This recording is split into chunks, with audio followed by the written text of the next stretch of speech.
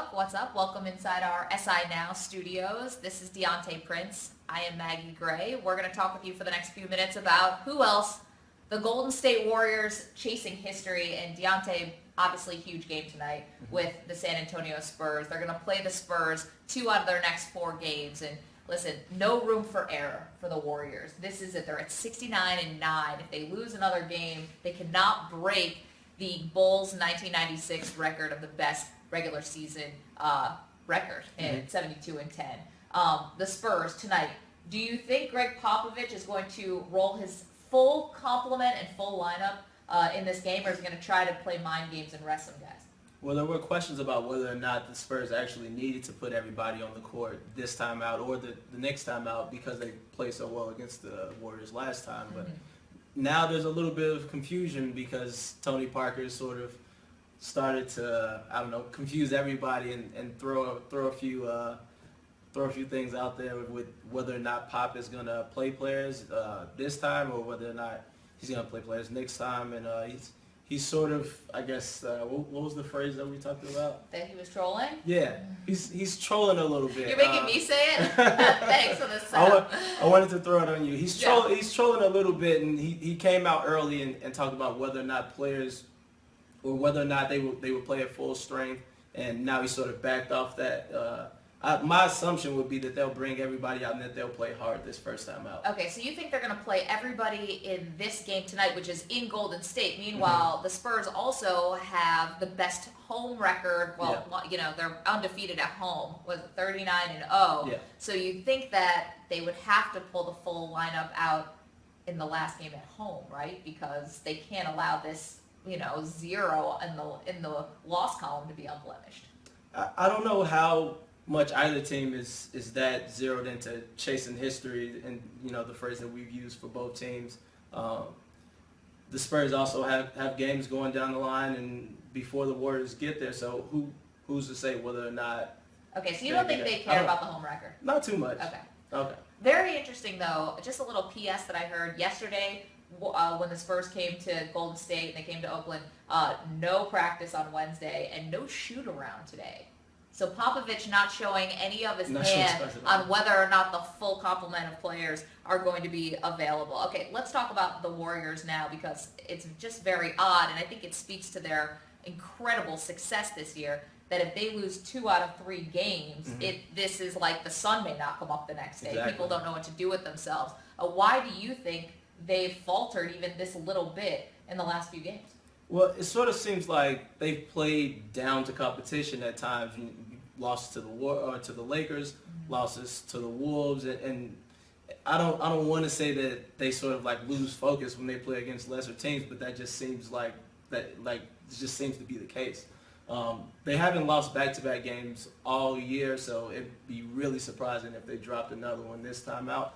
But yeah, it's sort of like the sky's falling if they lose 2 out of 3 games, which is really normal for average teams. Definitely, especially at the end of the season. Sometimes guys are trying to win and lose games strategically to try to get better seeds. Exactly. I mean, we see a lot of funky things that happen at the end of games. One thing that I remember hearing Andre Iguodala, I think he said on Bill Simmons' podcast about how the difference between, maybe last year or when Mark Jackson was the coach as opposed to Steve Kerr, Andrew Bogut said their passing wasn't as crisp. It was a little bit sloppy, and that's one thing they had to really improve. Now, Steve Kerr just came out and said he thinks the Warriors are trying to put on a show a little bit too much, and they're starting to get sloppy in their passing. Do you see them reverting into some bad habits? There were definitely signs of that against the Wolves the other night. It was just they had trouble with simple passes. It was just post-entry stuff. They would throw a lob too high or just totally missed the mark, and it was a bit confusing just to see them so off. And they do put on a show. Curry always throws the ball behind the back on the screen and rolls to Draymond, and Bogut himself throws a lot of behind the back passes and stuff. So they do put on a show, but they've done so more successfully in the past, and I think it's just sort of their way at this point. So I don't expect them to get away from that at any point. Yeah.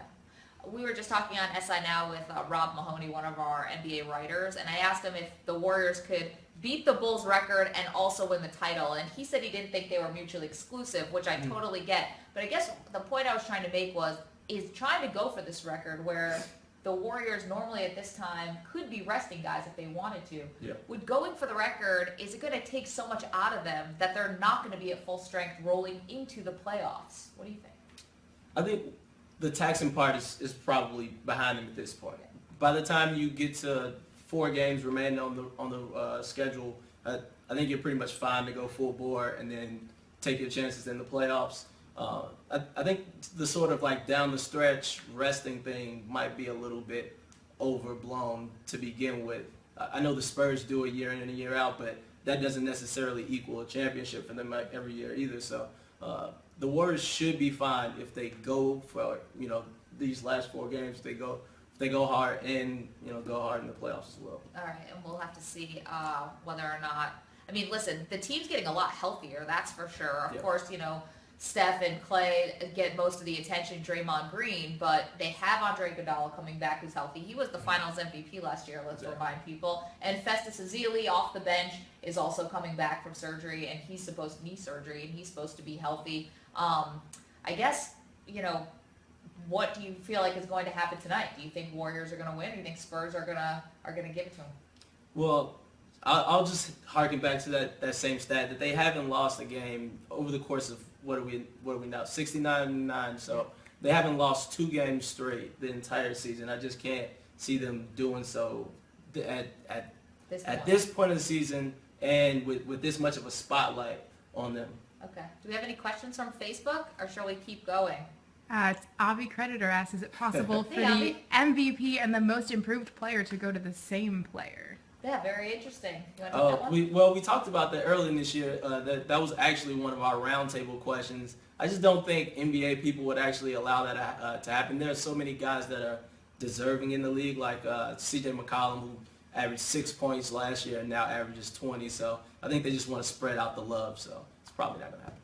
I mean, you can make the case, though, and Avi, for sure. thanks for the question. I think you can make the case for him for sure. I mean, is this the first time that we're going to see, and I'll just tweak it a little bit, a unanimous MVP for Steph Curry? I think so. I think he's pretty much been the MVP since halfway through the season or 3 quarters. It's pretty much been a But we've foregone never had a conclusion. unanimous MVP. Do you think there's going to be that one writer out there? I guess there who's gonna could be a stick in the some. mud? There could definitely be a voter who just goes LeBron because people go LeBron every year. Like, that's definitely a possibility. I don't know. I'd be surprised if people just went against Steph for no reason. He's also a likable guy. It's not like he's Kobe or somebody who's sort of divisive. So I would assume that people will go Steph and just do the right thing. Yeah, right. It's funny. I talked to Rick Riley on my podcast, and obviously he wrote a cover story for Sports Illustrated about the Warriors, and I asked if there's going to be an eventual turning on Steph Curry, just because he's so universally liked.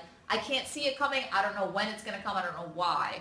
But do you think that, his approval rating, if we were talking about politician, is high. 99.9%. Maybe what? Matthew Dellavedova is probably the one guy, or someone from the cast wouldn't like him, but everyone seems to. I just don't see his star going anywhere down. Do we have any more questions from Facebook? Can Kawhi shut down Steph if Pop matches them up? If there's any guy who could do it, it's him. He's pretty much guarded every top player in the league on a night-to-night basis and done so well and still had energy on the offensive end. I think we saw in the past when LeBron was put on Derrick Rose at the end of games to sort of decide a series, and that could be something that Pop does with Curry and getting Kawhi on him and sort of trying to slow him down. I like that matchup. If we have one more question from Facebook, we'll take it, or else we're going to sign off soon. You're good to go. Okay, good to go. Guys, thanks so much for tuning in. Really appreciate it. Enjoy Warriors Spurs, and we'll hit you back here on Facebook Live again soon.